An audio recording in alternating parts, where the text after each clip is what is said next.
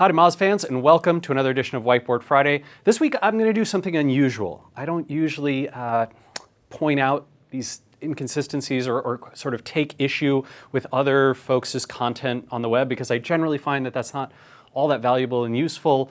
But I'm going to make an exception here. There is an article by Jason Demers, who I think might actually be here in Seattle. Maybe he and I can hang out at some point, called Why Modern SEO Requires Almost No Technical Expertise.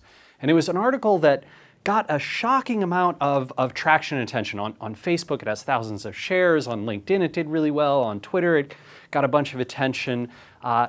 Some folks in the SEO world have already pointed out some issues around this, but because of the increasing popularity of this article, and because I think there's like this hopefulness from worlds outside of kind of the hardcore SEO world that are looking to this piece and going, look, this is great. We don't have to be technical. We don't have to worry about technical things in order to do SEO. And I completely get the appeal of that.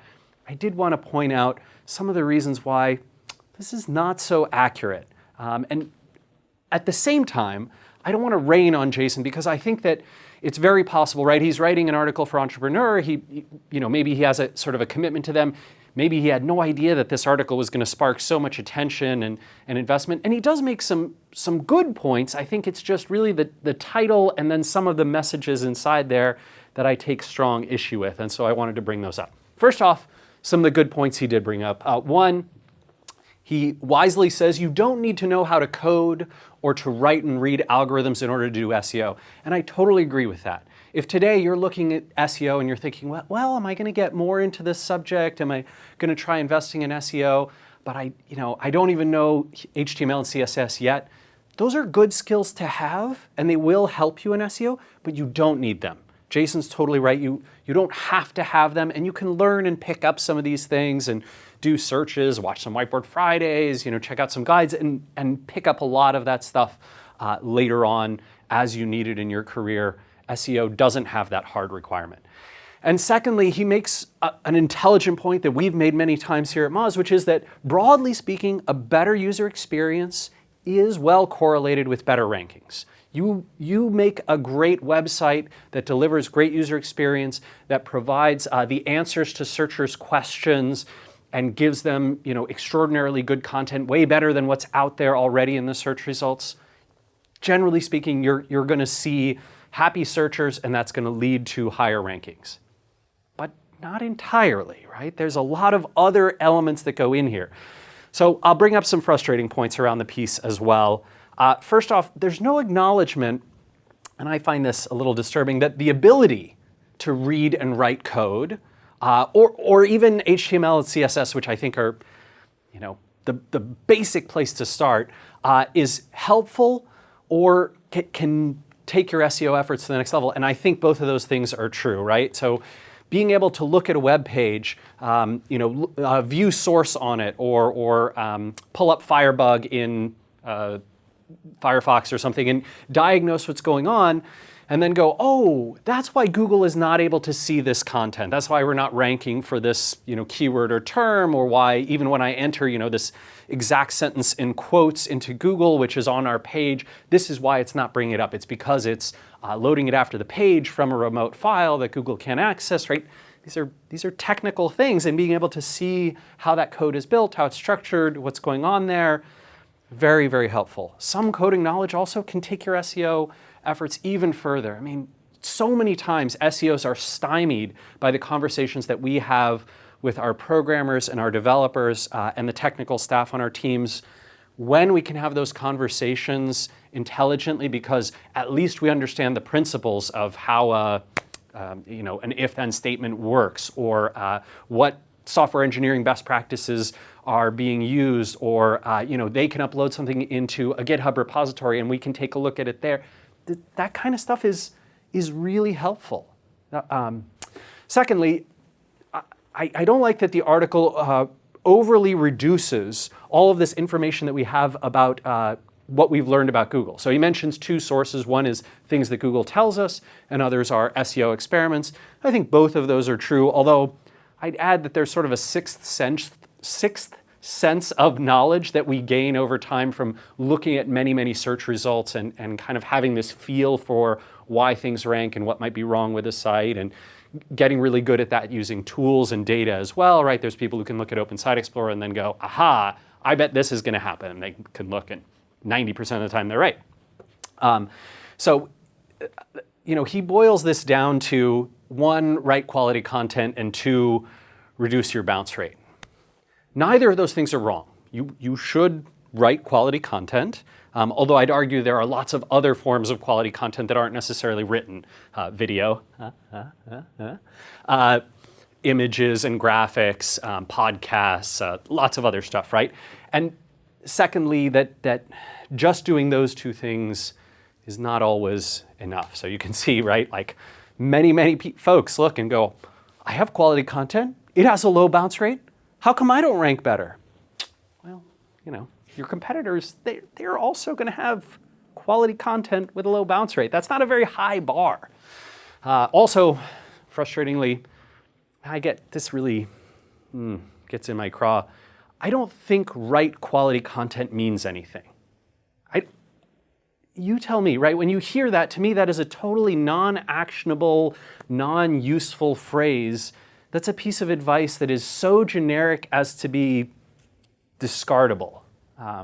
So I really wish that there was more substance behind that. The article also makes the, in my opinion, totally inaccurate claim that modern SEO really is reduced to the happier your users are when they visit your site, the higher you're going to rank. Wow. Okay.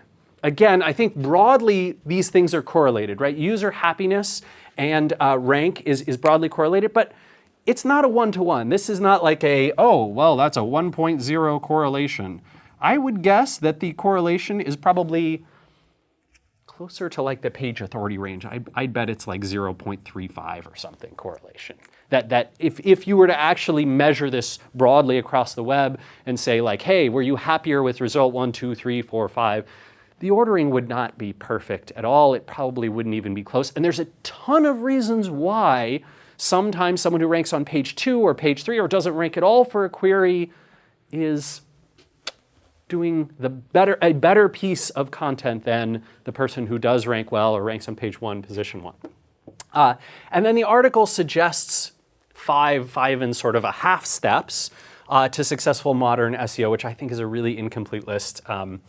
So Jason gives offering a good on-site experience, writing good content, which getting others to acknowledge you as an authority, rising in social popularity, earning local relevance, problematic, and then dealing with modern CMS systems, which he notes most modern CMS systems are more SEO friendly. The thing is, there's nothing actually wrong with any of these. They're all, generally speaking, correct, either directly or indirectly related to SEO. The one about local relevance I have some issue with because he doesn't note that there's a separate algorithm for sort of how local SEO is done and how Google ranks local sites in maps and in their local search results. And also not noted is that rising in social popularity won't necessarily directly help your SEO, although it can have indirect and positive benefits.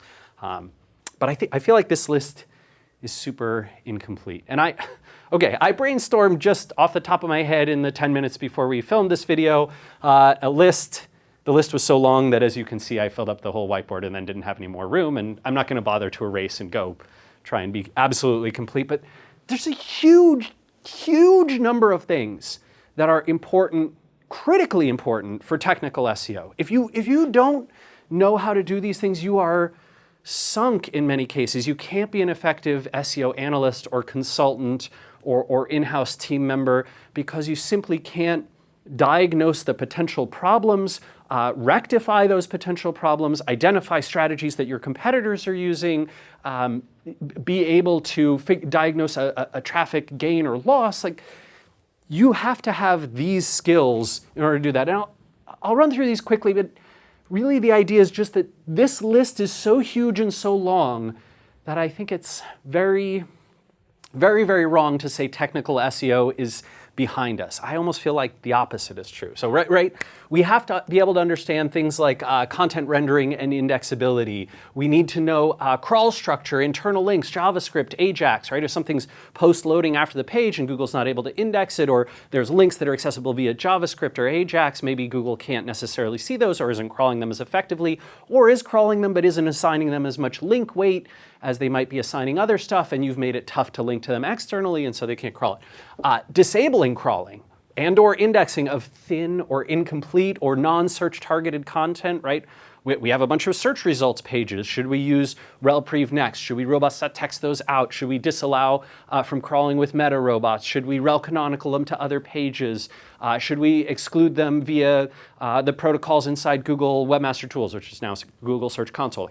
Whoa, you have to know that. Managing redirects, domain migrations, content updates. A new piece of content comes out, replacing an old piece of content. What do we do with that old piece of content? What's the best practice? And it varies by different things. We have a whole Whiteboard Friday about the different things that you could do with that. What about a big redirect or a domain migration, right? You buy another company and you're redirecting their site to your site. You have to understand things about subdomain structures versus subfolders, which again, we've done another Whiteboard Friday about that. Proper error codes, right? Downtime procedures and not found pages. So, if your 404 pages turn out to all be 200 pages and they go this, well, now you've made a big error there, right? And Google could be crawling tons of 404 pages that they think are real pages because you've made it a status code 200, or you've used a 404 code when you should have used a 410, which is a permanently removed, to be able to get it completely out of the index as opposed to having Google revisit it and keep it in the index. Downtime procedures, right? So that there's specifically I can't even remember, it's a 5XX code that you can use, maybe it's 503 or something that you can use that's like revisit later, we're having some downtime right now. And Google urges you to use that specific code rather than using a 404, which tells them this page is now in error. And Disney had that problem a while ago, if you guys remember, where they 404'd all their pages during like an hour of downtime, and then their homepage, when you search for Disney World, was like, not found. Oh, geez, Disney World, not so good. International and multi-language targeting issues. I won't go into that, but you have to know the protocols right there, right? Duplicate content, syndication, scrapers. How do we handle all that? Somebody else wants to take our content, put it on their site. What should we do? Someone's scraping our content. What can we do? We have duplicate content on our own site. What should we do? Diagnosing traffic drops via analytics and metrics, right? Being able to look at a rankings report, being able to look at analytics, connecting those up and trying to see like, why did we go up or down? Did we have less pages being indexed, more pages being indexed, more pages getting traffic, less, more keywords, less? Understanding advanced search parameters. Just today, I was checking out the related parameter in Google, which is fascinating for most sites. Well, for Moz, weirdly, related : oursite.com shows nothing. But for virtually every other site, well, most other sites on the web, it does show some really interesting data. And you can see how Google is connecting up essentially intentions and topics from different sites and pages, which can be fascinating, could expose opportunities for links, could expose understanding of how they view your site versus your competition or who they think your competition is. And then there's tons of parameters like in URL and in Anchor and da-da-da-da-da-da. In Anchor doesn't work anymore, never mind about that one. Okay, I have to go faster because we're just gonna run out of these. Like, come on. Interpreting and leveraging data in Google Search Console. If you don't know how to use that, Google could be telling you have all sorts of errors and you don't know what they are. Leveraging topic modeling and extraction, right? Using all these cool tools that are coming out for better keyword research and better on-page targeting. I talked about a couple of those at MozCon, like Monkeyler, and there's the new Moz Context API, which will be coming out soon around that. There's the Alchemy API, which a lot of folks really like and use. Identifying and extracting opportunities based on site crawls. So, you run a screaming frog crawl on your site and you're going, oh, here's all these problems and issues. If you don't have these technical skills, you can't diagnose that. You can't figure out what's wrong, can't figure out what needs fixing, what needs addressing. Using rich snippet format to stand out in the SERPs. This is just getting a better click-through rate, which can seriously help your site and obviously your traffic. Applying Google-supported protocols like rel canonical, meta description, rel-prev next, hreflang, robots text, meta robots, x robots, no ODP, XML sitemaps, rel no follow, list goes on and on and on. If you're not technical, you don't know what those are, you think you just need to write good content and lower your bounce rate, It's not going to work. Using APIs from services like AdWords or Mozscape or Ahrefs or Majestic or SEMrush or SERPscape or Alchemy API, those APIs could have powerful things that they can do for your site and powerful problems they could help you solve if you knew how to use them. It's actually not that hard to write something even inside a Google Doc or Excel to pull from an API and get some data in there. And there's a bunch of good tutorials out there. Richard Baxter has one, Annie Cushing has one, I think Distilled has some. So really cool stuff there. Diagnosing page load speed issues, which goes right to what Jason was talking about, right? You need that fast loading page. Well, if you don't have any technical skills, you can't figure out why your page might not be loading quickly. Diagnosing mobile friendliness issues, same thing. Advising app developers on the new protocols around app deep linking so that you can get the content from your mobile apps into the web search results on mobile devices. Awesome, super powerful, potentially crazy powerful as mobile search is becoming bigger than desktop. So, okay, can take a deep breath and relax. I don't know Jason's intention, and in fact, he may be, if he were in this room, he'd be like, no, I totally agree with all those things. I wrote the article in a rush. I had no idea it was going to be big, and I was just trying to make the broader points around, like, you don't have to be a coder in order to do SEO. That's completely fine. So I'm not going to try and rain criticism down on him, but I think if you're reading that article or you're seeing it in your feed or your clients are or your boss is or other folks are in your world, maybe you can point them to this Whiteboard Friday and let them know, nope, that's not quite right.